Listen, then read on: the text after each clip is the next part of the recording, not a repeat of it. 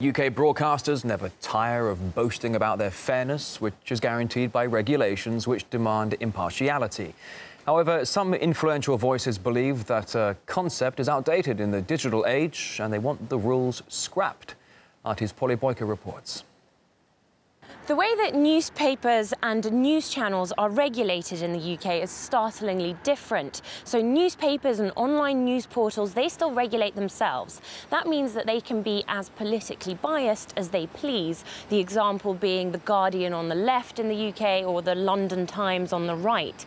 But for news channels, it's a whole different story. They're legally bound by Ofcom to be impartial, and if they're deemed not to be, they can be fined or even have their licence revoked.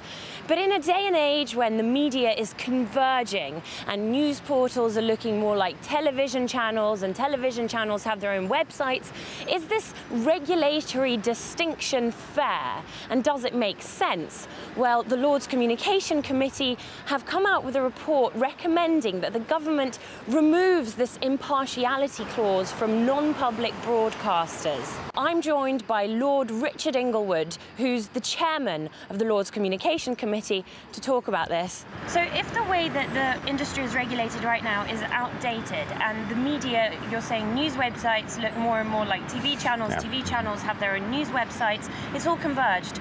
Is that impartiality clause for a broadcaster completely obsolete in that case? Not entirely, no. We firmly advocate that the public service broadcasters in this country should exist in exactly the same way as they do now. They provide the benchmark, the measure of impartiality. How achievable is impartiality? I know that right now there is the impartiality clause, but nevertheless we have perceived biases from all the news channels that exist right now. Does impartiality exist at all?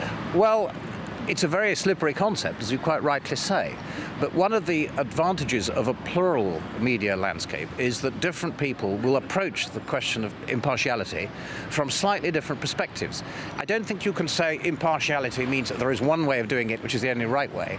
But what impartiality does do is cut out the kind of political proselytizing that you're quite right in saying you find in quite a number of newspapers and in certain news providers from outside our jurisdiction. If commercial broadcasters are given free rein to do what they like, what about foreign broadcasters? Well, I mean, the crucial point here is that in a world where IPTV is going to be the norm relatively soon, all this stuff is going to be streamed into people's houses if they want to watch it. I mean, that's the big question, is when people want to watch it. There are some very basic rules that surround that, very, very basic. And the truth of the matter is that's what the future is going to look like. So it's all very well us being very pious here, but the short answer is it's not going to stop it. Already you can get stuff off the internet from these other countries, providing with extremely partial news. Lord Richard Inglewood, thank you very much for your comments. Well, thank you very much for taking part.